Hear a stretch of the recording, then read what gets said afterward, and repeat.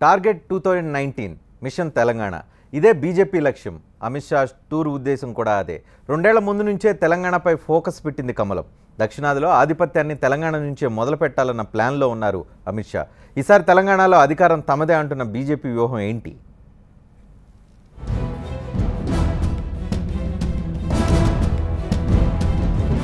हम सरकार बनाने के लिए पार्टी का एक्सपांशन कर रहे हैं और मुझे भरोसा है कि हम सरकार बनाएंगे. ఉత్తరాదిలో బీజేపీ వరుస విజయాలు సాధించడంలో కీలక పాత్ర పోషించిన అమిత్ షా తాజా టార్గెట్ తెలంగాణ. 2019లో అధికారంలోకి వచ్చి తీరుతామని ఆయన తేల్చి చెబుతున్నారు.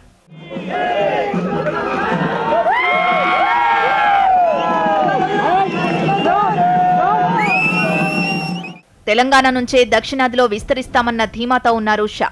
दक्षिण भारत में भाजपा का प्रवेश द्वार तेलंगाना बने, तेलंगाना से हमारी मजबूत पार्टी की शुरुआत हो. ఇంకా ఎన్నికలకు 2 ఏళ్లున్నాయి. 2018 చివర్లోనే ఎన్నికలు జరిగే అవకాశం ఉందన్న ప్రచారమూ జరుగుతోంది. అందుకే మిషన్ తెలంగాణను నల్గొండ జిల్లా నుంచి ప్రారంభించారు అమిత్ షా. ఎక్కువ హడావిడి లేకుండా బూత్ స్థాయి నుంచి గ్రామాల్లో బలపడటమే లక్ష్యంగా ఆయన పర్యటన కొనసాగుతోంది.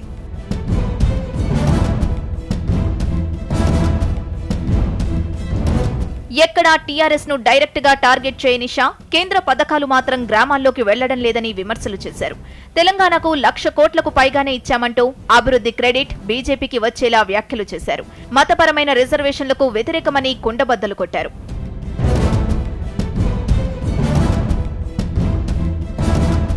తెలంగాణలో పార్టీ నాయకత్వం బాగా పనిచేస్తుందంటూ కేడర్లో మరింత ఉత్సాహం నింపే ప్రయత్నం చేశారు. పొత్తు విషయంలో మాత్రం ఆచితూచి మాట్లాడారాయన. ప్రస్తుతం ఏపీలో టీడీపీతో పొత్తు కొనసాగుతోందని వ్యాఖ్యానించారు అమిత్ షా. जो कहना था वो कह दिया. अभी तो हमारा चुनावी समझौता आंध्र प्रदेश के अंदर टीडीपी के साथ. जी बिल्कुल भरोसा है, हमारा यूनिट बहुत अच्छे से काम कर रहा है. రాజకీయ రణనీతి బహిరంగంగా చెప్పేది కాదంటూనే తెలంగాణలో ఈసారి అధికారంలోకొచ్చి తీరుతామని పదే పదే స్పష్టం చేశారు అమిత్ షా. బీజేపీ కలలు తెలంగాణలో నెరవేరుతాయా? ఇక్కడి నుంచి దక్షిణాదిలో కమలం పాగా వేస్తుందా అన్న చర్చ నడుస్తోంది. బీజేపీ కలగంటుందా? అది పగటి కళ, నిజమయ్యే కళ ఏంటి? వాస్తవం ఏం జరిగే అవకాశం ఉంది? తెలంగాణ రాష్ట్ర సమితిని కాదని బీజేపీకి ప్రజలు తెలంగాణలో పట్టం కట్టే అవకాశం ఉందా, లేదంటే ఇవన్నీ మాటలు మాత్రమేనా? మధ్యలో కాంగ్రెస్ ఏం చేస్తుంది? బీజేపీ లక్ష్యం తెలంగాణలో అధికారంలోకి రావడం. దక్షిణాదిలో తెలంగాణతోనే బోణి కొడతాం, తెలంగాణ నుంచే ప్రవేశ ద్వారంతో అధికారంలోకి వస్తామని చెప్పి బీజేపీ చెప్తూ ఉంది. ఈ అంశం మీద మనతో చర్చలో పాల్గొంటారు ఎన్వీఎస్ఎస్ ప్రభాకర్, బీజేపీ ఎమ్మెల్యే, మనతో లైవ్లో అందుబాటులో ఉన్నారు. పొన్నం ప్రభాకర్ కాంగ్రెస్ పార్టీ నుంచి ఉన్నారు. జీవన్ రెడ్డి టీఆర్ఎస్ పార్టీ నుంచి మనతో జాయిన్ అయ్యారు. మొదటగా ప్రభాకర్ గారు, ఎన్వీఎస్ఎస్ ప్రభాకర్ గారు, మీతో ప్రారంభిస్తాను. కలలు కనండి అని అన్నారు, కానీ మరీ మీరు టూ మచ్గా కలగంటున్నట్టున్నారు. అసలు తెలంగాణలో అధికారంలో రావడం అంత ఈజీ అనుకుంటున్నారా? అమిత్ షా వచ్చి 2 రోజులు తిరిగేస్తే మీరందరూ 4 రోజులు అటు ఇటు తిరిగేసి గ్రామాల్లో గ్రామ బూత్ కమిటీలు ఏర్పాటు చేసేసుకుంటే అధికారంలోకి వచ్చేసినట్టు అనుకుంటే ఎట్లా? ఇప్పుడు ప్రజలు అడుగడుగున బ్రహ్మరథం పట్టారు, నీరాజనం పలికారు. ఒక్కొక్క గ్రామాన్ని సందర్శిస్తుంటే అక్కడ ఊహించినటువంటి ఒక రీతిలో ప్రజల యొక్క స్పందన. దీనికి 3 కారణాలు ఉన్నాయి. ఒకటేమో గతంలో కాంగ్రెస్ పార్టీ ఏ రకంగా ఈ రాష్ట్రాన్ని, దేశాన్ని దోచుకున్నది, అవినీతి అక్రమాల ఊబిలో కూరుకుపోయి అభివృద్ధి ఎక్కడ వేసినా గొంగలి అక్కడగానే ఉండిపోయింది అన్నటువంటిది నల్గొండలో పర్యటిస్తున్నటువంటి నియోజకవర్గాల్లో కనబడ్డటువంటి దృశ్యం ప్రజలలో అక్కడ జరుగుతున్నటువంటి ఒక అంశం ఒక వైపున. తర్వాత రెండో విషయము, మేము పర్యటిస్తున్నప్పుడు అమిత్ షా గారు తిరుగుతున్నప్పుడు ప్రజలని కేంద్ర ప్రభుత్వానికి సంబంధించినటువంటి ఒక్కొక్క పథకం యొక్క అమలు జరుగుతున్నటువంటి తీరుకు సంబంధించినటువంటి విషయాలు చూపిస్తుంటే అక్కడ అడుగడుగునా కూడా మేము వెళ్ళినటువంటి గ్రామాల్లో ప్రధానమంత్రి గ్రామీణ సడక్ యోజనకు సంబంధించినటువంటి ఒక బోర్డ్స్ కనబడ్డా వస్తాయి. ఇవి ఎప్పుడు వేశారు అంటే ఆనాడు వాజ్పేయి గారి పీరియడ్లోనే వేసినటువంటి రోడ్ అన్నారు. ప్రభాకర్ గారు ఇప్పుడు దాకా కళ్ళగంటున్నారు అనుకున్నా, ఇప్పుడు భ్రమల్లో ఉన్నారేమో అనిపిస్తుంది. నేను రజనీకాంత్ గారు అదే చెప్తున్నా. ప్రజలు ఈరోజు బీజేపీ యొక్క పాలన రావాలని వాళ్ళు ఇప్పటి నుంచే కలలు కంటున్నారు. దాని దిశగా అడుగులు వేయాలన్నటువంటి ఒక రీతిలో మాకు ఒక ఇన్స్పిరేషన్ ఇచ్చి తెలంగాణలో అప్పగించి తెలంగాణలో ప్రభాకర్ గారు ముందుకు తీసుకుపోయారు. తెలంగాణలో 119 అసెంబ్లీ నియోజకవర్గాలు ఈ రోజుకి ఇప్పటి వరకు ఉన్నాయి. రేపు డీలిమిటేషన్ జరిగితే పెరగొచ్చేమో 150. 25 పార్లమెంటు స్థానాలు ఉన్నాయి. మీ దగ్గర క్యాండిడేట్స్ ఉన్నారా? మొత్తం కలిపితే 150 మంది క్యాండిడేట్స్ ఉన్నారా? రజనీకాంత్ గారు, మీరు అందరూ కూడా గత పార్లమెంటు సమావేశాల్లో చర్చలు జరుగుతున్నప్పుడు అందరూ చెప్పారు మోడీ గారు సొంతంగా అధికారంలోకి రారన్నారు. ఉత్తరప్రదేశ్ సంబంధించినటువంటి ఎన్నికలు జరుగుతున్నప్పుడు కూడా ఇదే మాట అన్నారు. బీఎస్పీని ఎక్కడ కొడతాడు, ములాయంని ఎక్కడ ఎదిరిస్తాడు, బీజేపీ ఏంటి రావటం ఏంటి అని చెప్పని నవ్వుకున్నారు ప్యానెల్లో ఉన్నటువంటి వాళ్ళు. నేను మాట్లాడుతూ ఉంటే ఆ రోజు కూడా చెప్పాను ఇదే మాట, బీజేపీ సొంతంగా గెలుస్తుందని చెప్పాము. ఇప్పుడు కూడా తెలంగాణ రాష్ట్రంలో 5 ఎమ్మెల్యేలు ఉన్నా కూడా ప్రజలలో వస్తున్నటువంటి స్పందనని ఆశించిన ప్రకారంగా మేము ఎదిగి ఆ రకంగా ప్రజలకు అందుబాటులో ఉండి నిరంతరం అన్ని రకాలుగా ఆదుకుంటే ప్రభాకర్ గారు, ఉత్తరప్రదేశ్ లో ఏం జరిగిందో తెలియదు, పంజాబ్ లో జరిగిన విషయాలు చూసాము. మీ కరిష్మా అంతుంటే, మీ మెస్మరైజింగ్ కెపాసిటీ ఉంటే పంజాబ్ ఏమైంది, గోవాలో ఎందుకు కష్టపడాల్సి వచ్చింది, ఢిల్లీలో ఎందుకు ఊసింగ్ అనిపిస్తూ ఉంది. సరే ఇవన్నీ ఉన్నాయి, ఇవన్నీ పక్క రాష్ట్రాల గురించి వదిలేద్దాం, మన రాష్ట్రం గురించి మాట్లాడుకుందాం. మీరు 2 రోజుల నుంచి తిరుగుతున్నారు తెలంగాణలో, మీరు బ్రహ్మరథం అంటూ ఉన్నారు, భవిష్యత్ మాదే అంటూ ఉన్నారు, ప్రధానమంత్రి పథకాల గురించి ప్రజలు అడుగుతున్నారని అన్నారు, వాజ్పేయి నాడు వేసిన రోడ్ల గురించి అడుగుతున్నామని అంటున్నారు. ఈ రోజు ఉన్న వాటి గురించి ఎందుకు ప్రజలు మాట్లాడలేకపోతున్నారు? ఈ రోజు ఉన్న విషయాల గురించి మీరు ఎప్పుడో కాంగ్రెస్ అవినీతి 3 సంవత్సరాల క్రితం పవర్ పోయిన కాంగ్రెస్ అవినీతి గురించి మాట్లాడుతున్నారు. ఈరోజు స్టేట్ గవర్నమెంట్ మీద ఒక్క మాట మాట్లాడలేదంటే మీరు పవర్లోకి వద్దామని అనుకుంటే మీ వ్యూహం ఇక్కడే తేటతెల్లం అవుతుంది. స్టేట్ గవర్నమెంట్ మీద సాఫ్ట్ ఎప్పుడో వదిలేసిన కాంగ్రెస్ పార్టీ మీద ఇంకా సీరియస్నెస్ ప్రకటిస్తున్నారంటే బీజేపీకి ఒక క్లారిటీ లేదేమన్న డౌట్ వస్తుంది. లేదు రజనీ గారు, ఈరోజు మేము పర్యటించింది సాక్షాత్తు ప్రతిపక్ష నాయకుడైనటువంటి జానారెడ్డి గారి యొక్క నియోజకవర్గంలో మేము పర్యటించినప్పుడు ఆయన ఒక ప్రతిపక్ష నాయకుడిగా ఉండే, ఎన్నో సంవత్సరాలుగా శాసనసభ్యుడిగా ఉండే, మంత్రిగా కూడా ఉండే, ఆ ఊర్లో జరిగినటువంటి అభివృద్ధి చూస్తే ఆశ్చర్యం అనిపించింది. ప్రజల్ని అడిగాం, ఏంటి ఒక ప్రతిపక్ష నాయకుడు ఉన్నాడు, గతంలో ఎన్నోసార్లు మంత్రి పదవులు అనుభవించాడు, మరి ఆ నియోజకవర్గంలో ఈ రకమైనటువంటి స్థితి దుస్థితి ఉంటే ఇంకా కాంగ్రెస్ మాట ఏంటి అని చెప్పి అడిగితే నియోజకవర్గం అంబర్పేట వెళ్దామా, అక్కడ ఎలా ఉందో, మీ అధ్యక్షుడు ముషీరాబాద్ లో ఉన్నారు, అక్కడికి వెళ్దామా, అక్కడ ఎలా ఉందో, మీ ఉప్పల్ మీరు వచ్చిన తర్వాత 3 సంవత్సరాలు ఏం చేశారో వెరిఫై చేయాలా?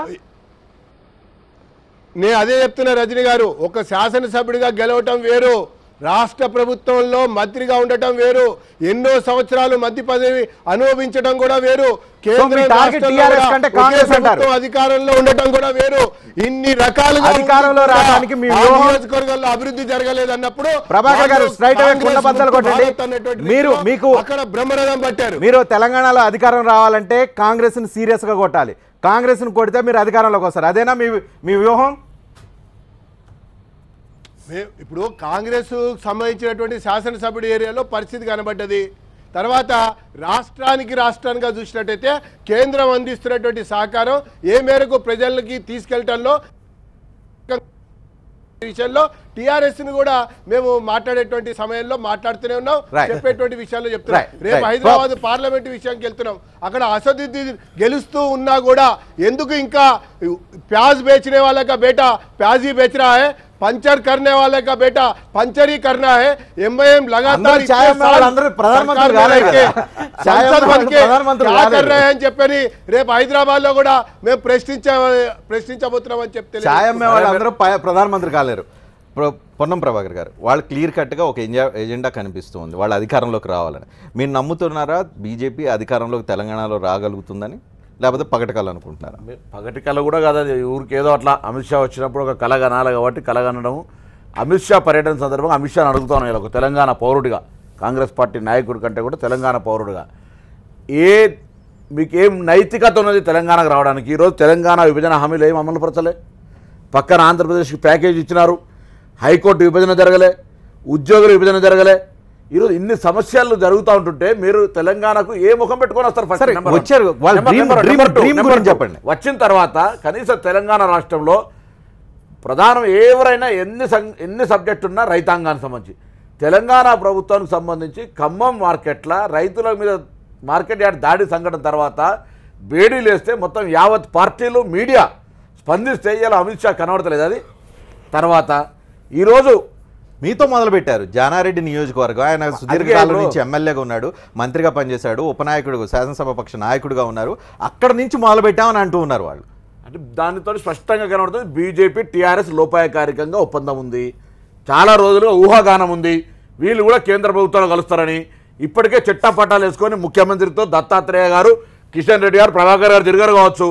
ఈ విధంగా భారతీయ జనతా పార్టీ సగం నాయకత్వం మురళీధరరావుతో సహా అందరూ కూడా సాక్షాత్తు బీజేపీ గవర్నర్ దగ్గర పోయి పుట్టినరోజు వేడుకలు జరుపుకునే పరిస్థితి మనం స్పష్టంగా చూస్తూ ఉంటుంటే ఈరోజు భారతీయ జనతా పార్టీ నేరుగా ప్రభుత్వం అధికారంలో ఉన్న టీఆర్ఎస్ వదిలిపెట్టి ప్రతిపక్ష నాయకుడు నియోజకవర్గం వేయిందంటేనే అర్థం చేసుకోలేదు. గజ్వేల్ అండి, గజ్వేల్ ఇలా రైతులు ఎంఆర్ఓలు ఒక్క ఆఫీసర్ లేడు ఏ మండలంలో, మీకు ఆడుకునే ధైర్యం లేదు. జానారెడ్డి గారి దగ్గర కూతురంట. రైట్, ప్రభాకర్ గారు సమాధానం చెప్పండి. టీఆర్ఎస్ వదిలేసి కాంగ్రెస్ మీద పడ్డారు ఏంటి అనేది పాయింట్ ఇక్కడ. ఏమండి, ఇక్కడ మాకు టీఆర్ఎస్ఆ కాంగ్రెసా అన్నటువంటి దానికంటే ఎక్కువగా మేము ఈరోజు ఆ నియోజకవర్గాల్ని మేము ఎంపిక చేసుకున్నాం. రేపు ఎంఐఎం ఏరియాకి వెళ్తున్నాం, ఇంకోసారి 6 రోజులకు వస్తున్నారు, అప్పుడు ఉత్తర తెలంగాణకి వెళ్తాం. మేము రాష్ట్రాన్ని వదిలిపెట్టాము, ప్రతి నియోజకవర్గానికి వెళ్తాము, ప్రతి నాయకుడున్న దగ్గరికి వెళ్తాము, వైఫల్యాన్ని ఎండగడతాం. ప్రభాకర్ గారు మీరు ఎక్కడ తిరిగి హక్కు ఉంది, మీరు తిరిగి అద్దంటలేను. కానీ జానారెడ్డి గారి నియోజకవర్గం కంటే కూడా అత్యంత ఘోరమైన సంఘటన ఈ రాష్ట్రంలో ఖమ్మంలో రైతులకు బేడీలు వేస్తే మీ అమిత్ షా అక్కడికి ఎందుకోలే, ఆ సంఘటన ఎందుకు మాట్లాడలే? అంటే రైతులు వాళ్ళ అర్బన్ పార్టీ కదా, రైతులు వాళ్ళకి ఆత్మహత్యలు జరుగుతున్నాయి గారు. మీకు కూడా తెలుసండి, కేంద్రం స్పందించి ఆ యొక్క మిర్చి రైతుల్ని ఆదుకోవడం కొరకు ఏ రకంగా సహకరించిందో తెలుసు. 33,000 కొనుగోలు చేయాలని చెప్పారు. తర్వాత 1,500 రూపాయలు 5,000 రూపాయలు మద్దతు ధర ప్రకటించారు. ముందుకెళ్లారు. ఇక్కడ జరిగినటువంటి విషయం ఒకటే, రాష్ట్ర ప్రభుత్వం పంట విస్తీర్ణం పెరిగి సకాలంలో వివరాల్ని కేంద్రానికి అందించకపోవడం వల్ల 30,000 క్వింటాల్లో అందించలేదని రాధామోహన్ సింగ్ గారు చెప్పారు స్వయంగా. రైట్, ఒక నిమిషం. జీవన్ రెడ్డి గారు, బీజేపీ అధికారంలోకి తెలంగాణలో 2019లో రావడానికి మా దగ్గర ఒక యాక్షన్ ప్లాన్ ఉంది. ఆ యాక్షన్ ప్లాన్ మైక్లో చెప్పం, మాకంటూ ఒక ఆలోచన విధానం ఉంది. రేపు రాష్ట్రపతి ఎన్నికల దగ్గర నుంచి ఆ తర్వాత నుంచి కొత్త సీన్ రివర్స్ అవుతూ ఉంది. ప్లాన్ ఆఫ్ యాక్షన్ మా దగ్గర ఎగ్జిక్యూట్ అవుతుంది. ఆ తర్వాత నుంచి 2019లో అధికారం అని అంటూ ఉన్నారు. ఏంటి మీ అబ్జర్వేషన్ ఏంటి, మీ ఆలోచన ఏంటి? బీజేపీ పార్టీ రాష్ట్రంలో పగటికాలను కారణం తప్ప ఇంకో వేరే విషయం దీంట్లో లేదని చాలా స్పష్టంగా తెలుసు. ఎందుకంటే ఇప్పుడు 2014 ఎన్నికల తర్వాత దాదాపుగా 13 ఎన్నికలు జరిగినాయి సార్. 13-12 ఎన్నికల్లో ఎక్కడ కూడా వాళ్ళ క్యాండిడేట్లే లేరు. 119 నియోజకవర్గాల్లో అభ్యర్థులే దిక్కులేరు. గతంలో కాదండి, 2014 తర్వాత పోటీ చేసిన ప్రాంతాల్లో ఎక్కడైనా పోటీ చేయడానికి క్యాండిడేట్లు ఉన్నారా? పోటీ చేస్తే డిపాజిట్లు వచ్చినాయని చెప్పి వాళ్ళని సూటిగా అడుగుతాం. ఇందాక వారు అంటున్నారు వాళ్ళకి ఏ రకంగా డ్రీమ్ 2019 అధికారంలోకి వస్తారని చెప్పి అబ్దుల్ కలాం గారు అన్నారు కదా, కలలు కానండి సాకారం పొందండి అని చెప్పి. దాన్ని ఏమన్నా అనుకుంటున్నారు ఎవరు అమలులోకి తీసుకురాలని చెప్పి. మేము చాలా స్పష్టంగా వాళ్ళు అంటున్నారు పదే కేంద్ర ప్రభుత్వ పథకాలను అమలు చేయట్లేదు ఈ రాష్ట్రంలో. మేమంటున్నాం బీజేపీ పాలిత ప్రాంతాలు ఈ రాష్ట్రంలో, ఈ దేశంలో 16 రాష్ట్రాల్లో మీరు పాలిత ప్రాంతాలనే కదా, 16 రాష్ట్రాల్లో ఎక్కడైనా గౌరవ ముఖ్యమంత్రి గారు చేస్తున్నట్టు ప్రజా సంక్షేమ పథకాలు మీరు అమల్లోకి తీసుకొస్తా ఉన్నారా? 2019కి బీజేపీకి ఆ స్పేస్ ఇస్తారా? స్పేస్ ఇప్పుడు టీఆర్ఎస్ మాదే 2019 కూడా అని చెప్తూ ఉన్నారు. ఎలా బీజేపీ ఆ మాట అనుకుంటే టీఆర్ఎస్ దానికి కౌంటర్ ప్లాన్ ఏం కనిపిస్తుంది? బీజేపీ మేమేమంటున్నాం సార్, ఇప్పుడు ఈ గౌరవనీయులు రాష్ట్ర ముఖ్యమంత్రులు కేసీఆర్ గారు వచ్చిన తర్వాత మేనిఫెస్టోను 100% అమల్లోకి తీసుకొస్తా ఉన్నాం. ప్రజలు ఏదైతే తెలంగాణకు రాష్ట్రం రాకున్న ముందు తెలంగాణ ఉద్యమంలో ఏదైతే చెప్పినామో నీళ్లు నిధులు నియామకాలు, దాని మీద పర్ఫెక్ట్గా ప్లాన్ చేసి ఇలా నీళ్లు నిధులు నియామకాలు తీసుకురావడానికి ప్రతినిత్యం దాదాపుగా 170 జీవోల ద్వారా 280 సంక్షేమ పథకాలతో పాటు అన్ని రకాల పథకాలను మేము ఇలా అమల్లోకి తీసుకొచ్చినాం. ఏ పథకాలు అమల్లోకి తీసుకున్నాం? మీరు అమిత్ షా అంటారు కేంద్ర ప్రభుత్వంలో కొన్ని డబ్బులు ఇస్తూ ఉన్నాం, మీరు పథకాలు అమల్లోకి తీసుకురావాలని. మేము వారు సూటిగా అడుగుతా ఉన్నాం. ఈ దేశంలో 29 రాష్ట్రాల్లో ఎక్కడ లేని విధంగా 40 లక్షల మందికి 1000 రూపాయల పింఛన్ అమలు చేస్తున్న రాష్ట్రాలు కేంద్రం ప్రభుత్వం అంటే పాకిస్తాన్ అండి, లేకపోతే లండనా, లేకపోతే అమెరికానా? ఈ రాష్ట్రం యొక్క సొమ్ము రక్తం చెమట పెట్టిస్తున్నాం సార్. ఈ రాష్ట్ర ప్రజలు ట్యాక్స్ కట్టట్లేదా? ఈ రాష్ట్ర ప్రజల యొక్క సొమ్ము కాదా? ఈ రాష్ట్ర ప్రజలు ఓటేస్తే ఆయన ప్రధానమంత్రి కాలేదా? ఈ దేశ ప్రజలందరూ ఓటేస్తారు కదా. ఎక్కడైనా ఇది ఫెడరల్ సిస్టమ్ అండి. ఈ రాష్ట్రం యొక్క సొమ్ము ఉంటేనే కేంద్రం నడుస్తుంది. నా పాయింట్ చెప్పండి. 2019కి వాళ్ళు ఎజెండా అనుకుంటున్నారు తెలంగాణలో గెలవటం అనేది. ఇప్పటి వరకు టీఆర్ఎస్ మీద ఒక కామెంట్ చేయడం వెనక లోపాయకారి ఒప్పందం ఏంటని క్వశ్చన్ చేస్తున్నారు కాంగ్రెస్ వైపు నుంచి. సరే, ఈ దేశాన్ని ఈ రాష్ట్రాన్ని 70 సంవత్సరాలు స్వాతంత్రం వచ్చినప్పటి నుంచి జాతీయ స్థాయిలో కేంద్రంలో రాష్ట్రంలో పాలనటువంటి కాంగ్రెస్ పార్టీని కనుమెరుగు లేకుండా చేశాం సార్. ఈ రాష్ట్రంలో బీజేపీ ఎంత సార్? ఈ దేశంలో 70 సంవత్సరాల నుంచి సార్ కాంగ్రెస్ పార్టీ కేంద్రంలో రాష్ట్రంలో 42 సంవత్సరాలు పరిపాలించే కాంగ్రెస్ పార్టీని జీరో చేసాను సార్. జీరో చేసాను. అట్లాంటిది బీజేపీ పార్టీ మాకు లెక్కన సార్. మేము ఇంకో మాట అంటాం సార్, దేనికైనా కళలు కంటే కూడా ఒక అర్థం ఉండాలి సార్. మీకు అభ్యర్థులే దిక్కులేరు. ఎన్ని నియోజకవర్గాల్లో మీకు ఎమ్మెల్యే అభ్యర్థులు అయ్యాల? 119 నియోజకవర్గాల్లో కాన్స్టిట్యూన్సీ ఇన్ఛార్జ్. మేము అండర్ ఎస్టిమేట్ చేయలేదు సార్. ఇప్పుడు కళలు కానండి, మేమేమంటారు, కళలు కనేది కూడా ఒక పద్ధతి ప్రకారం ఉండాలా? రాత్రికి రాత్రి 2020 గౌరవనీయులు రాష్ట్ర ముఖ్యమంత్రి వర్యులు కేసీఆర్ గారి దేశంలో ఒక గొప్ప నేత, నంబర్ 1 లీడర్. ఆయన్నే కళలు కంటే 14 సంవత్సరాల తర్వాత అధికారంలోకి వచ్చాం సార్. మేము ఒక మాట మేము చెప్తున్నాం, ఉద్యమం చేస్తాం, తర్వాత ప్రజలు డిసైడ్ చేస్తారంటే వచ్చాం. వీళ్ళు 2039కో 2049కో బీజేపీ వస్తుంది, మేము బూత్ స్థాయి నుంచి మేము డెవలప్ చేసుకుంటాం, ఇన్ఛార్జ్ వేసుకుంటే అర్థం ఉంది. కానీ రేపటికి రేపు ఇవాళ వచ్చి నల్గొండలో తిరిగితే రేపు 2019 ఎన్నికలు వస్తాయి. గెలుస్తారు. నల్గొండలో ఒక 2 రోజులు తిరిగితే అధికారంలోకి వస్తారని రజాకారుల నాటి సంఘటనను జ్ఞాపకం చేస్తూ పక్కన ఖమ్మంలో రైతుల సంఘటన యాదగిరిలకు డబుల్ బెడ్రూమ్ లేదో, రైతుల ఆత్మహత్యలు లేవు, ప్యాడీ ప్రొక్యూర్మెంట్ ఫెయిల్ అవుతుంది. వాటిని కదట ఇంకా రజాకారుల సంఘటన జరిగిన సార్. ఇప్పుడు మేము సార్ ఆంధ్రప్రదేశ్ తెలంగాణ రాష్ట్రం విభజించబడ్డది సార్. విభజన చట్టంలో ఏమున్న అంశాలను మీరు అమల్లోకి తీసుకురాలేదు సార్. భారతదేశం వ్యవసాయ ఆధారిత ప్రాంతం సార్. మీ ప్రభుత్వం కేంద్రంలో కానీ పాలిత రాష్ట్రాల్లో కానీ రైతుల కోసం మీరు ఏం చేశారు సార్? ఒక్క పని చెప్పండి సార్. ఇవాళ రైతుల మద్దతు ధర ఎవరు చేయాలా సార్? వారికి మద్దతు ధర ఎవరు చేయాలా? పసుపుకు మద్దతు ధర ఎవరు చేయాలా? మిర్చికి మద్దతు ధర ఎవరు చేయాలా? బోర్డులు ఎవరు ఏర్పాటు చేయాలా? కేంద్రం ఏర్పాటు చేయాలా? ఏం చేస్తుందండి? ప్రతినిత్యం అన్నం పెట్టి అన్నదాతలకు ఆదుకునేటువంటి కేంద్ర ప్రభుత్వం, బీజేపీ ప్రభుత్వం స్పైసీ బోర్డు అడిగి ఇవాళ 40 సంవత్సరాల నుంచి ఉన్న ఆర్మూర్ ప్రాంత ప్రజల డిమాండ్ సార్. మీరు స్పైస్ బోర్డు ఇచ్చారా? మేమేమంటుంటే పొగాకు ప్రజలకు హానికరమైనటువంటి పొగాకు బోర్డుని ఇస్తారు, కానీ టర్మరిక్ బోర్డు కావాలంటే ఇక్కడ ఇవ్వలేకపోతున్నారు, స్పైస్ బోర్డు కావాలంటే ఇవ్వలేకపోతా ఉన్నారు. ఇవన్నీ ఇన్ని ఇష్యూస్ ఉన్నప్పుడు బీజేపీ ఏ నమ్మకం పెట్టుకుంది? నేను అదే అంటారా సార్, విభజన చట్టం అమల్లోకి తీసుకురారు, హైకోర్టు విభజన అయ్యారు, 2 రాష్ట్రాలు ప్రతినిత్యం నీటి కోసం యుద్ధం చేస్తూ ఉంటే యుద్ధం జరగాలి కానీ ఆ సమస్యను పరిష్కరించారు. రైతులకు మద్దతు ధరలు ఇవ్వరు.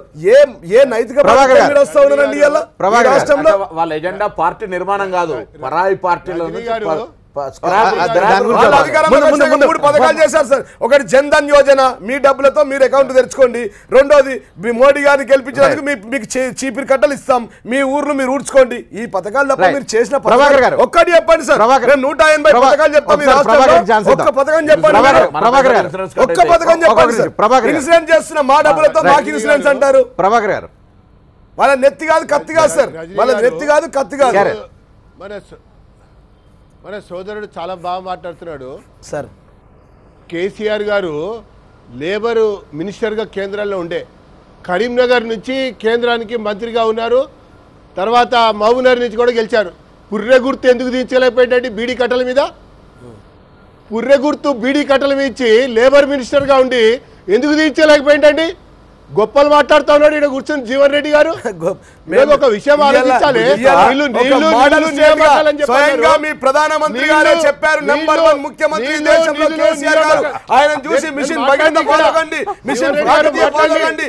మీ పాలిత రాష్ట్రాల్లో 6 ముఖ్యమంత్రులు మా దగ్గర ఇక్కడ పంపించారు, మిషన్ భగీరథ గారు, మిషన్ కాకతీయని చూడమని చెప్పి. స్వయంగా ప్రధానమంత్రి గారు చెప్పారు కదా సార్, నంబర్ 1 ముఖ్యమంత్రి కేసీఆర్ గారు.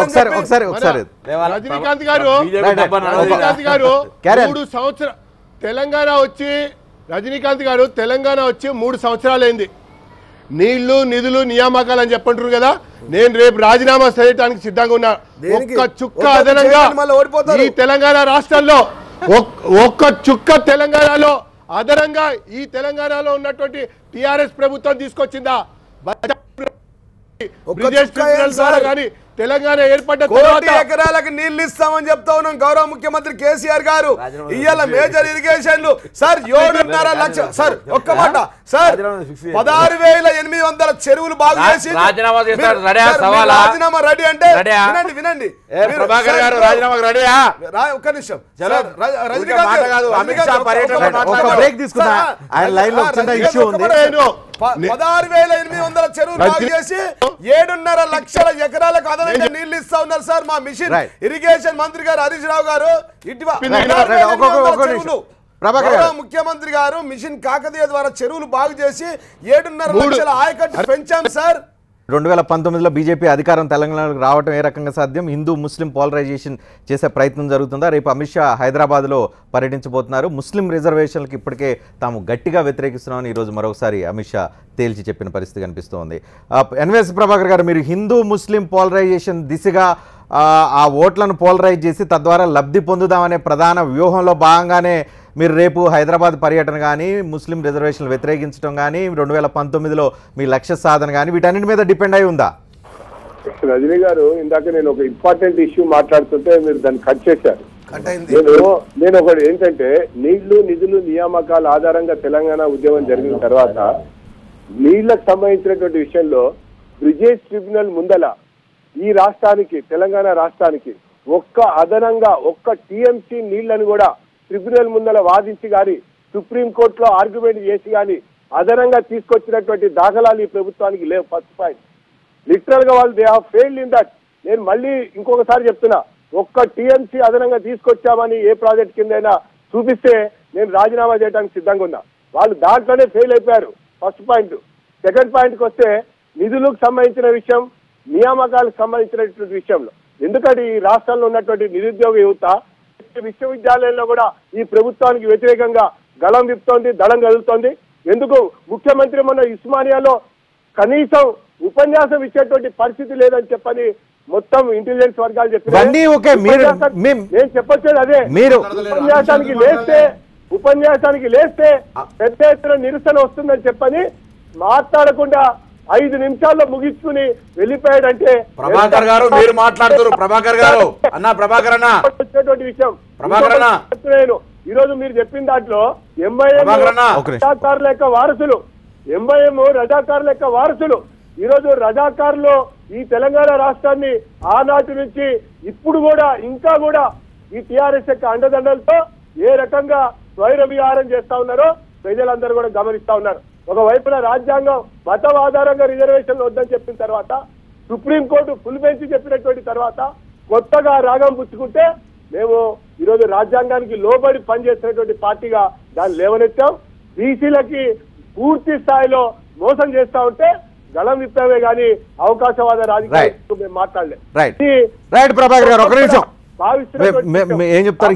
హిందూ ముస్లిం పోలరైజేషన్ తెలంగాణలో తీసుకొచ్చే దిశగా బీజేపీ అడుగులు వేస్తున్నట్టు కనిపిస్తుంది. సరే, ఈ దేశంలో కానీ ఈ రాష్ట్రంలో కానీ బీజేపీ పార్టీ ఒకటి చేస్తుందండి, అది పూర్తిగా మతతత్వ పార్టీ. ఖచ్చితంగా అట్లాంటి సంఘటనలు క్రియేట్ చేసి ఏమైనా రావాలి కానీ ఇది నార్త్ కాదండి, సౌత్లో మేము ఒకటే చెప్తాం చాలా స్పష్టంగా, ఇక్కడ వాళ్ళకి స్కోప్ లేదండి. అనవసరమైన పగటి కళలు అంటా ఉన్నారు. మేమేమంటామంటే, మీరు బాధ్యతాయుతంగా చేయవలసిన పనులు ఎక్కడైనా చేస్తూ ఉన్నారా? పోనీ ఈ రాష్ట్ర ప్రభుత్వ పథకాలు, సంక్షేమ పథకాలు ఏ విధంగా అయితే చేస్తూ ఉందో అట్లాంటి పథకాలను బీజేపీ పాలిత రాష్ట్రాల్లో ఎక్కడైనా ఒక్క పథకం ప్రవేశపెట్టారండి? ఇలా మిషన్ భగీరథ ద్వారా 40,000 నేను అంటున్నాను, వాళ్ళు మత ప్రాతిపదికన ఎజెండా తీసుకుని 2019కి వెళ్తే ఆ ఎమోషనల్ ఎజెండా మీద బీజేపీ వైపు ప్రజలు హిందూ ముస్లిం పోలరైజ్ అయ్యి బీజేపీ వైపు వెళ్తే అప్పుడు టీఆర్ఎస్ పరిస్థితి అంటే వాళ్ళు కలలుగానే తప్ప అట్లా ఎందుకు వెళ్తారండి? ఇప్పుడు ప్రజలు కోరుకునే విధంగా ఇచ్చారు ముస్లిం రిజర్వేషన్ ఎట్టి పరిస్థితుల్లో అవకాశం మేమేమంటామంటే చాలా స్పష్టంగా చెప్తా ఉన్నాం సార్. మేము ముస్లిం రిజర్వేషన్ ఎక్కడ లేదు సార్, వెనకబడ్డ ప్రజల గురించి రిజర్వేషన్ కావాలని కోరుకుంటా ఉన్నాం. తమిళనాడు రాష్ట్రంలో ఏ విధంగా అయితే పాసిబుల్ అయిందో అదే విధంగా ఈ రాష్ట్రంలో కూడా మేమేమంటున్నామంటే మా బాధ్యత మేము చేయడానికి ప్రయత్నం చేస్తా ఉన్నాం. మా చేతిలో లేదు, మేమేం చేయలేదండి. ఒకవేళ కేంద్ర ప్రభుత్వం దాన్ని రిజెక్ట్ చేసి మేము బీజేపీ వ్యతిరేకం చేస్తామంటే ప్రజలు బుద్ధి చెప్తారు, యావత్ ప్రజలు వారికి బుద్ధి చెప్తారు. యావత్ దేశంలో 29 రాష్ట్రాల్లో వాళ్ళకి కావాల్సిన స్థితిగతులు ఏముంటాయో దాని ప్రకారం ప్రజలు వాళ్ళకి బుద్ధి చెప్తారు తప్ప మేము దాన్ని ఇప్పుడు మేము చెయ్యము వ్యతిరేకిస్తామంటే వాళ్ళు ఎట్లాగో వ్యతిరేకిస్తారు. ముస్లిం రిజర్వేషన్ వ్యతిరేకిస్తారు, మత చిచ్చు పెడతారు, మా కులం మతాల మధ్య రెడీగా ఉందా వీటన్నిటిని ఫేస్ చేయడానికి? 100% పొలిటికల్ గా, రెండు అడ్మినిస్ట్రేషన్ పరంగా. మేము ఇప్పుడు ఏమంటాం, మేము ఒకటే చెప్తా ఉన్నాం, బీజేపీ వాళ్ళు ఏం చేసినా 6 100 అయినా 106 అయినా ఆకాశం కింద మీద అయినా కానీ ఈ రాష్ట్రంలో వారు ఏం చేయలేరు. ఒక 30 సంవత్సరాల ఎజెండా పెట్టుకొని పోతే 2039 49 అప్పుడేమన్నా కొంత ఛాన్స్ అంటే వారు అనుకున్న విధంగా ఈ విధంగా పనిచేస్తే బూత్ కమిటీలకు వచ్చి బూత్ కమిటీలో స్వయంగా దేశ బీజేపీ అధ్యక్షుడు అమిత్ షా లాంటి వాళ్ళు పనిచేస్తే తప్ప అట్లేమన్నా ఒక 30 సంవత్సరాల ఎజెండా పెట్టుకొని పోతే కానీ మేమేమంటామంటే మీరు చేయాల్సిన పనులు చేయకుండా మేము ఇలా గల్లీ తిరుగుతామంటే మీరు విభజన చట్టంలో ఎందుకు అమలు పాయింట్ తీసుకుందాం. ప్రభాకర్ గారు విభజన చట్టాన్ని అమలు చేయలేదు. ఇందాక ప్రభాకర్ గారు చాలా స్పష్టంగా విభజన చట్టాన్ని అమలు చేయకుండా ప్రజల్ని ఏం చెప్పి ఓట్లు అడుగుతారు? ఏదో పైపైన 2-3 మాటలు చెప్పేసి, లేకపోతే అమిత్ షా వస్తే పార్టీ క్యాడరో వాళ్ళు వీళ్ళు అనుకుంటారు కాబట్టి అది చూసేసి మేము మాకు బలం ఉంది అని చెప్పి ఆ భ్రమంలో బతకడం ఎంతవరకు కరెక్ట్? ప్రజలు రేపు క్వశ్చన్ చేసే అవకాశం లేదా? రజనీకాంత్ గారు మీరు ఏం చేశారు అంటే మీరు ఏం సమాధానం చెప్పే పరిస్థితి కనిపిస్తుంది? రజనీకాంత్ గారు, విభజన చట్టంలో అమలు కాంది ఇంకా మిగిలింది హైకోర్టు ఒకటి. హైకోర్టుకి కోర్టులో కేసు నడుస్తుంది అన్నటువంటి విషయం అందరికి కూడా తెలుసు. First point. సెకండ్ పాయింట్కి వచ్చేసరికి మేము ఏం ఇస్తామంటే ఇంతవరకు ల్యాండ్ చూపించలే. ఏం ఇస్తామంటే ల్యాండ్ ఇవ్వలేదు. హార్టికల్చర్ యూనివర్సిటీ ఇస్తామంటే ల్యాండ్ ఇవ్వలేదు. తర్వాత గవర్నర్ గారు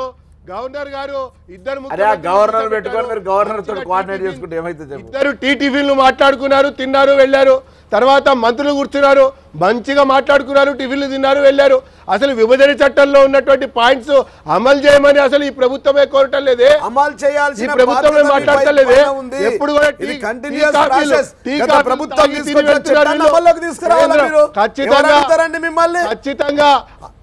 ఖచ్చితంగా ఉన్నతాధికారుల విభజన జరిగింది, ఆస్తుల విభజన కూడా జరిగింది. ఇంకా 2-3 శాఖలు మాత్రం ఉన్నాయి. ఈ 2-3 శాఖలు ఉన్నాయి. ఈ శాఖలకు సంబంధించినటువంటిది కూడా చర్చలు జరుగుతూ ఉన్నాయి.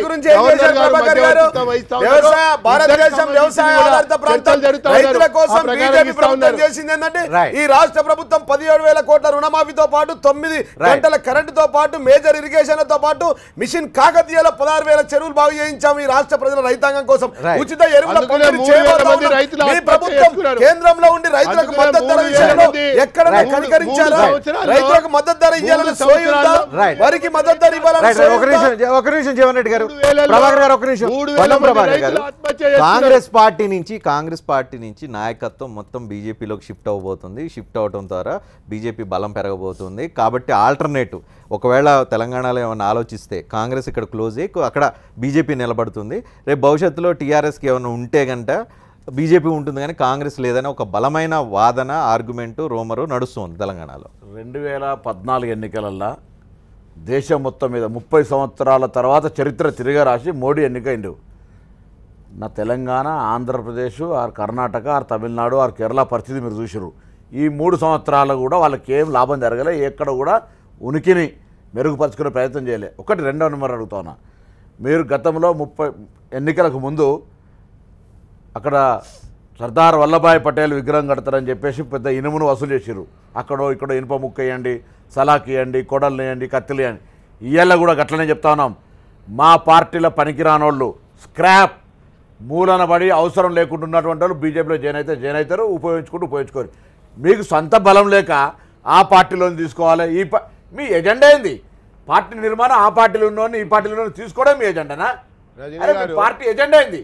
మీరు మా స్క్రాప్ మేము చెప్తాను. పార్టీ ఎజెండా చెప్తున్నారు 2019కి అధికారంలోకి రావాలి. కాంగ్రెస్ పార్టీలకే తీసుకున్నటువంటి మా దగ్గర పనికి రాకపోయి మా దగ్గర పనికొస్తే ఎందుకు పనికొస్తే చెప్పారు. నేను 2014 తర్వాత ఎన్నికలు జరిగిన తర్వాత గతంలో తెలంగాణ ఉద్యమంలో పని చేయలేము, మేము బంగారు తెలంగాణలో పనిచేయాలని భాగంగా అనేక మంది ఇతర పార్టీల నాయకులు మా పార్టీలో చేరారు. ఒక్క వ్యక్తి ఎవరైనా బీజేపీ పార్టీలో ఈ రాష్ట్రంలో చేరారా సార్? ఒక్క వ్యక్తి, ఒక ఎమ్మెల్యే, ఒక ఎంపీటీసీ, ఒక సర్పంచ్, ఒక జడ్పీటీసీ, ఒక్క వ్యక్తి చెప్పండి. ఒక్క వ్యక్తి సార్. రజనీ గారు మేము ఫిరాయింపులు ప్రోత్సహించే వాళ్ళం కాము. ఈరోజు పువ్వాడ అజయ్ కుమార్ ఎందుకు వెళ్ళిపోయాడండి? భాస్కర్ రావు ఎందుకు వెళ్ళిపోయాడండి? పువ్వాడ అజయ్ కుమార్ ఎందుకు వెళ్ళిపోయాడు? రెడ్డియా నాయక్ ఎందుకు వెళ్ళిపోయాడు? కాంగ్రెస్ పార్టీలో ఉన్నటువంటి అనేక మంది ఎమ్మెల్యేలు ఎందుకు వెళ్ళిపోయారు? ఏ పార్టీలో ఎందుకు వెళ్ళిపోయారు? ఎమ్మెల్యేలు ఎందుకు వెళ్ళిపోయారు ఈ రకంగా? ఒకటి. తర్వాత రెండో విషయానికి వస్తే భవిష్యత్తు లేదన్నది అర్థమైపోయింది. ఒకవైపున టిఆర్ఎస్ ఏమో ఫిరాయింపులు ప్రోత్సహించుకుంటా ఉంది, ఇంకో వైపున కాంగ్రెస్. రాహుల్ గాంధీ దుకాణం బంద్ చేసుకునేటట్టున్నాడు.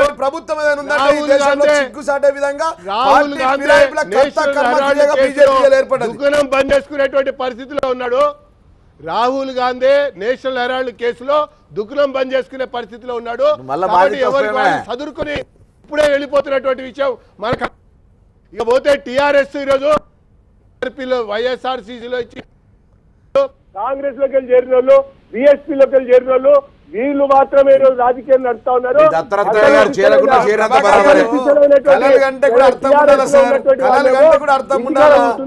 మీకు అభ్యర్థులే దిక్కులేదంటే రాష్ట్రంలో అధికారంలోకి ఎట్లా వస్తారు సార్? అమిత్ షా గారు చెప్తే వినడానికి నార్త్ కాదు సార్. ఇది తెలంగాణ రాష్ట్రం ఒక ప్రత్యేక రాష్ట్రం, ఇక్కడ వేరే పార్టీలకు స్కోప్ లేదు సార్. ఈ ప్రభుత్వం సాయం ఖచ్చితంగా టిఆర్ఎస్ కి ప్రజలు విఆర్ఎస్ ఇచ్చేటువంటి సమయం కూడా ఆసనమైంది. పగటి కాలాలు ప్రభాకరన్న, నేను ఒక మాట అడుగుతా ఉన్నా. మీరు 2014 ఎన్నికల దేశవ్యాప్తంగా మోడీ హవా నడిచింది, దక్షిణాది రాష్ట్రాలు నడవలే. ఈ 3 సంవత్సరాలు మీరు చేసిన కార్యక్రమం ఏంది? కేంద్రం నుంచి ఏమైనా ప్రత్యేకంగా ఇక్కడ ప్రజలను ఆకర్షించడానికి ఏమైనా కార్యక్రమాలు జరిగిరా? అది చెప్పుకునే శక్తి ఉందా? లేదా రాష్ట్ర ప్రభుత్వం చేస్తున్న తప్పులు, ఉదాహరణకు వ్యవసాయానికి సంబంధించి కాటన్ అధికార పార్టీ చేసే తప్పులో వాటి మీద విమర్శించే సీన్ లేదు. పోయి కనీసం వాళ్ళ వైపు చూసే జనం లేరు. ఎలా సాధ్యం? రైతుల పక్షాన నిల్చున్నారు అనేటువంటి ధైర్యం లేదు, విభజన హామీలు లేవు, రాష్ట్రానికి ప్రత్యేకించి ఇచ్చింది లేదు, లీడర్షిప్ లేదు. లీడర్షిప్ వినండి, రెడ్డి నాయకు వాళ్ళ వీళ్ళు ధైర్యంగా పార్టీలో పోయి కలిసారు. మీ ఉన్న నాయకత్వం టీఆర్ఎస్ తో సగం అర్ధ భాగం ఉన్నా చూడండి, అటువంటి విధంగా కలిసిపోయి ఉన్నారు కదా. కాంగ్రెస్ పార్టీని మళ్ళీ ప్రజలు నమ్ముతారనుకుంటురా? అరే పర్వాలేదు, నమ్మే ముచ్చట లేదు. నేను చెప్తున్నాను, 1200 మంది ప్రాణాలు పోగొట్టుకున్న తర్వాత బీజేపీ నమ్ముతారా?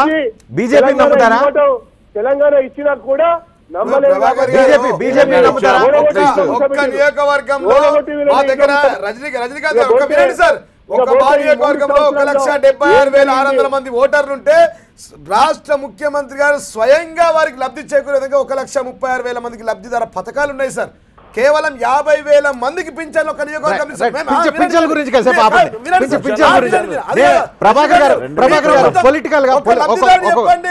పొలిటికల్ గా ఒక పాయింట్ చెప్పండి. మనం రీసెంట్ గా 3 సంవత్సరాల నుంచి కొన్ని బై ఎలక్షన్స్ జరిగినాయి. బీజేపీ నుంచి ఎన్ని ఓట్లు వచ్చినాయి? Point number 1. పోటీ చేసిన వాళ్ళు ఎవరు? వాళ్ళు ఎక్కడి నుంచి వచ్చి ఏం చేశారన్నది ఇప్పుడు దాకా మాట. అసలు మీ దగ్గర లీడర్షిప్ లేకుండా జిల్లాలో ఎలక్షన్ జరిగింది సార్. సిద్దిపేటలో మీ అభ్యర్థి ఎవరు? అనేక మంది ఎమ్మెల్యేలకు బై ఎలక్షన్ జరిగాయి సార్. మీకు అభ్యర్థులు ఉన్నారా? వరంగల్లో మీరు పోటీ చేశారు సార్. ధైర్యం ఉండాలి. అయినా మేము అధికారంలోకి వస్తాం చెప్పడాలంటే ధైర్యం ఉండాలి. ఏ విధంగా అధికారంలోకి వస్తారు సార్? అభ్యర్థులే దిక్కులేరు, అభ్యర్థులు పోటీ చేస్తే డిపాజిట్ రాలేవు. ఒకటే ప్రశ్న సార్, రజనీకాంత్ గారు ఈ 3 సంవత్సరాలు తెలంగాణ ప్రజలు మిమ్మల్ని గౌరవించడానికి ఆదరించాలా ఏమైనా చేసిండ్రా? ఒకటి చెప్పండి. క్లియర్ గా అడుగుదాం. ఒక్క పథకం చెప్పండి. ప్రభాకర్ మీ టర్న్ వచ్చింది. రజనీకాంత్ గారు, మొన్న ఉప ఎన్నికలు జరిగినాయి, కొత్త రాష్ట్రం వచ్చింది, కొత్త ప్రభుత్వం ఏర్పడింది, జర ఛాన్స్ ఇద్దామని చెప్పని ఒక 3 సంవత్సరాలు చూసారు. ఈ ఫిరాయించినటువంటి ఒక్క శాసనసభ్యుడిని రాజీనామా చేయించి టెస్ట్ గా రేపు ఉప ఎన్నికకి వెళ్ళమని చెప్పండి. ఎందుకు మీరు ఏదో రాజీనామా చేస్తామంటున్నారు కదా, మీరు చేసే టెస్ట్ ట్రై చేస్తారా? తెలుస్తుంది. టీఆర్ఎస్ ఎమ్మెల్యే చేయాలి, ప్రభాకర్ గారు టీఆర్ఎస్ ఎమ్మెల్యే చేయాలి. చేస్తే వీళ్ళ బ్రతికేందో తెలుస్తుంది ఈడ. అట్లాంటే అర్థమైందా? దేశంలో First ప్రధానమంత్రి point. గారు చేయాలి. First party point. ఫిరాయింపులు Second 7 point రాష్ట్రాల్లో వస్తే- ప్రోత్సహించి Second point రాష్ట్రాల వస్తే ముఖ్యమంత్రి మార్చింది ఈరోజు మీ ప్రభుత్వం అంటే ఈ రాష్ట్రంలో- మీరు మాట్లాడతారు ఈ ఏంటంటే నాకు రాష్ట్రంలో- అర్థం కాదు. ఈ మొన్నగాక రాష్ట్రంలో మొన్న అంతో ఇంతో అభివృద్ధి జరుగుతుంది గోవా అంటే గోవా రాష్ట్రంలో మీరు చేసింది ఏంది సార్? గోవా రాష్ట్రంలో మీరు చేసింది ఏందో, తమిళనాడు రాష్ట్రంలో మీరు చేసింది ఏందో, ముఖ్యమంత్రులను గారు- కేంద్ర మంత్రులను రైట్. మీరు ఒక- చేసేది ఒక- ఒకటే. ఒక్కొక్క నిమిషం. CBCID రజనీకాంత్ ఒకటి, గారు, IT దాడులు రెండోది, రజనీకాంత్ ఇంకొక గారు- ఆయుధాలను పట్టుకొని వెళ్తా ఉన్నారు తప్ప ప్రభాకర్ మీరు రజనీకాంత్ అదనంగా గారు- చేసేది ఏం లేదండి. ప్రభాకర్ గారు రజనీకాంత్ గారు, ఈ రాష్ట్రంలో అంతో ఇంతో కొన్నైనా పనులు జరుగుతున్నాయి, పథకాలు జరుగుతున్నాయి అంటే కేంద్రం ఇస్తున్నటువంటి డబ్బులతోనే జరుగుతుంది.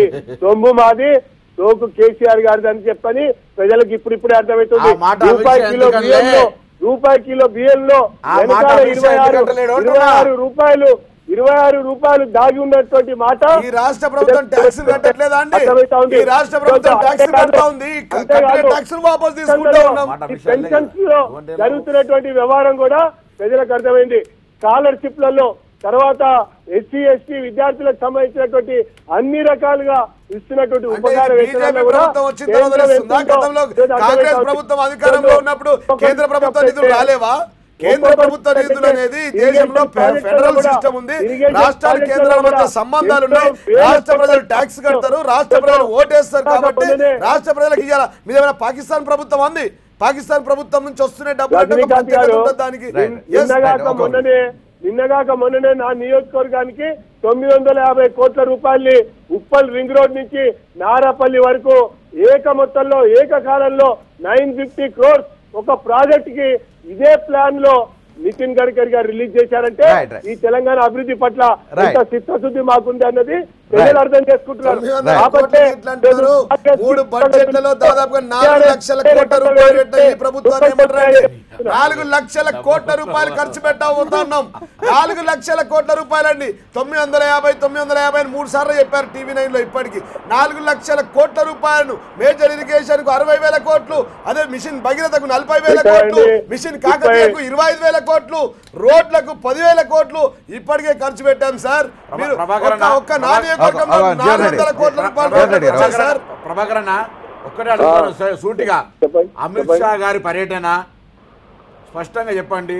ఇక్కడ అధికారంలో ఉన్న పార్టీని విస్మరించి ఏం మాట్లాడకుండా మీరు కాంగ్రెస్ టార్గెట్ చేస్తున్నారు.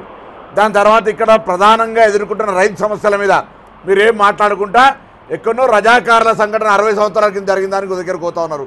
మీరు డైవర్షన్షిప్ రేపొద్దున హైదరాబాద్లో ఏ సంఘటన మీరైతే శ్మశాన్ ఘాట్ అదేవిధంగా కబరస్థాన్ అంటారు అటువంటి అంశాల మీద ప్రాధాన్యత ఇస్తారు తప్ప తెలంగాణ ప్రజలు మేము చేసిన ధైర్యంగా చెప్పే ధైర్యం ఉంది అమిత్ షాకి తెలంగాణలో. పొన్నం ప్రభాకర్ గారు, మీరు గౌరవ పార్లమెంట్ సభ్యులుగా కూడా వ్యవహరించారు, యువజన నాయకుడిగా కూడా ఉన్నారు. మీరు రాహుల్ గాంధీ సంగారెడ్డిలో ఎందుకు సభ పెట్టాడండి? ఖమ్మంలో పోయి సభ ఎందుకు పెట్టలేదు? ఖమ్మంలో పోయి సభ పెట్టమని చెప్పండి. ఫస్ట్ రైతుల గురించి మాట్లాడమని చెప్పండి. తెలంగాణలో 1,500 మంది ప్రాణాలు కోల్పోతే ఆత్మహత్యలు చేసుకుంటే ఒక్కడిని చూడటానికి రానటువంటి రాహుల్ ఈ రోజు ఏం ముఖం పెట్టుకుని తెలంగాణకు వస్తున్నారండి? ఏం ముఖం పెట్టుకుని ఈ రోజు తెలంగాణకు వస్తున్నారండి రాహుల్ గాంధీ? ప్రభాకర్ గారు, ఇమ్మీడియట్ గా మీరు రాహుల్ గాంధీకి చెప్పండి, ఖమ్మంలో మీటింగ్ పెడదాం, అమరవీరులని పొట్టికాయలు కొడతారో మీకు వింటే అర్థమవుతుంది. పొన్నం ప్రభాకర్ గారు, ఈ రోజు రాజకీయాలు మాట్లాడుతూ ఉన్నారు. మీ రాజకీయాల్ని ప్రజలు చీదరించుకున్నారు. మీ అవకాశవాద ధోరణిని ఎండగట్టారు. మీ అవినీతి కుంభకోణాల్ని దాచుకోవడం కొరకు, దోచుకోవడం కొరకు మీరు నోట్ల రద్దును అర్థమైంది కాబట్టి చిదంబరం లోపలికి పోతాడు, రేపు రాహుల్ గాంధీ లోపలికి పోతాడు. ఇప్పటికే ఈ రాష్ట్రంలో అనేక మంది మీద విచారణలు జరుగుతా ఉన్నాయి. వీళ్ళందరూ కూడా ఖాయం. ఇది ప్రభాకర్ గారు, మీరు విచారణ జరిపించి బెదిరించడంలో మేము ప్రయత్నం చేస్తున్నాం. ప్రభాకర్ గారు ఫ్లోలో కాదు క్లారిటీతో చెప్పండి. ఈ రాష్ట్రంలో ఎవరి మీద విచారణ జరుగుతుంది? విచారణ పేరుతో బెదిరించే ప్రయత్నం చేస్తున్నారా? ఎన్ఫోర్స్మెంట్ ఏజెన్సీలను పెట్టుకొని బెదిరించే ప్రయత్నం చేస్తున్నారా? ఎవరి మీద జరుగుతూ ఉన్నాయి? అది కాదు, చిదంబరం కథ అంతా ఇండియన్ ఎక్స్ప్రెస్ బయట పెట్టిందండి. చిదంబరం కథ ఇండియన్ ఎక్స్ప్రెస్ బయట పెట్టింది. బయట పెట్టిన తర్వాత ఇంటర్నల్ గా దాని మీద పూర్తిగా ఇన్వెస్టిగేషన్ చేసి ఈడీ నోటీసులు ఇచ్చారండి. తెలంగాణ గురించి మాట్లాడు మళ్ళా తమిళనాడు కాదు, నేషనల్ హెరాల్డ్ కేసు ఏంటండి? ఈరోజు తప్పించుకోవడానికి రాహుల్ ప్రయత్నం చేశాడు, సోనియా గాంధీ పారిపోయింది. ఈరోజు నేషనల్ హెరాల్డ్ లో ఖచ్చితంగా ఆ కాంగ్రెస్ పార్టీ నాయకులు లోపలికి పోవటం ఖాయం. అది కూడా బయట పెట్టింది ఎవరు? ఒక పత్రిక బయట పెట్టింది, బీజేపీ కాదు. ఒక పత్రిక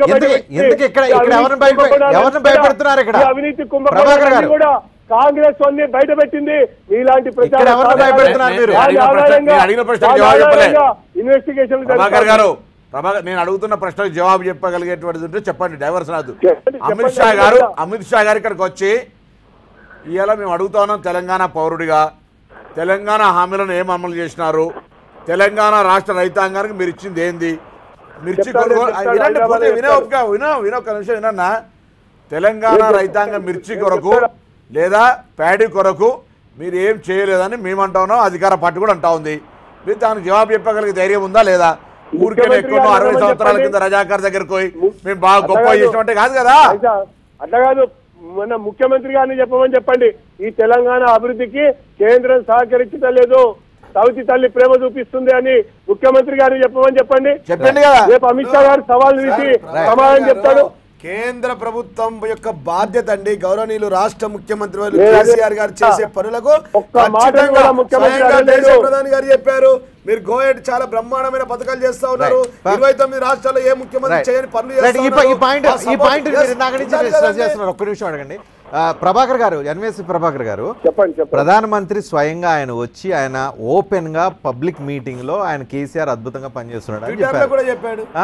ఈ రోజు వచ్చాము, మేము అధికారంలోకి వస్తాం, ఇక్కడ ఏం జరగట్లేదు. ఏంటి కాంట్రాడిక్షన్ ఏంటి? ఈ కాంట్రాడిక్షన్ ఏంటి? మీరు క్లారిటీ ఇవ్వండి. ప్రధానమంత్రి చెప్పింది ఫైనలా, మీరు చెప్పింది ఫైనలా?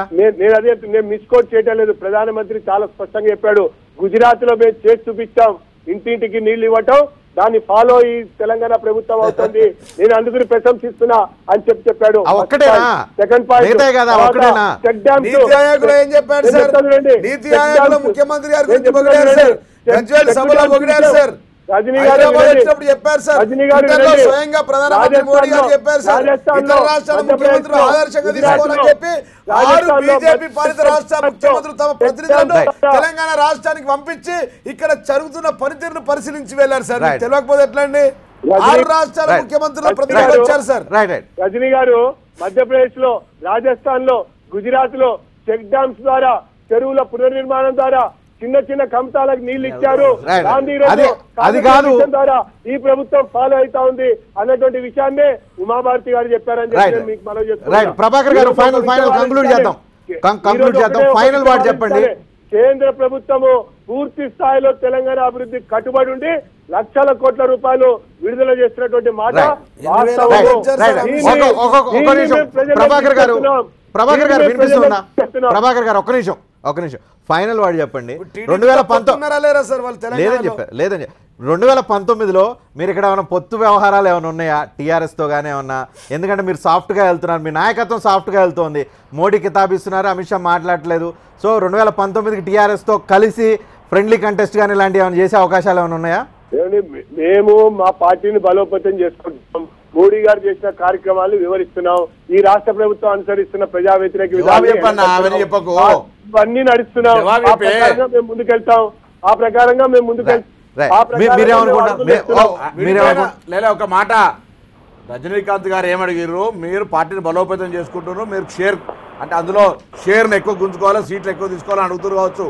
మీరు బీజేపీ టీఆర్ఎస్ పొత్తు కలవదని మీ అమిత్ షా చెప్పగలుగుతారా? మీరేమనుకుంటారు? పొన్నం ప్రభాకర్ గారు మీరు సిపిఎం, సిపిఐ, ఎంఐఎం కలిసినా లేదా టీఆర్ఎస్, ఎంఐఎం కలిసినా, ఇంకోని కలుపుకున్నా ఈ రాష్ట్రంలో మాత్రం మీది కల్లా, మీరు కథం అయిపోయింది. తెలుసుకోవాల్సింది టీఆర్ఎస్. మీ సంగతి చెప్పండి. టీఆర్ఎస్ మేము తెలుసుకుంటాం. మీరు చెప్పండి.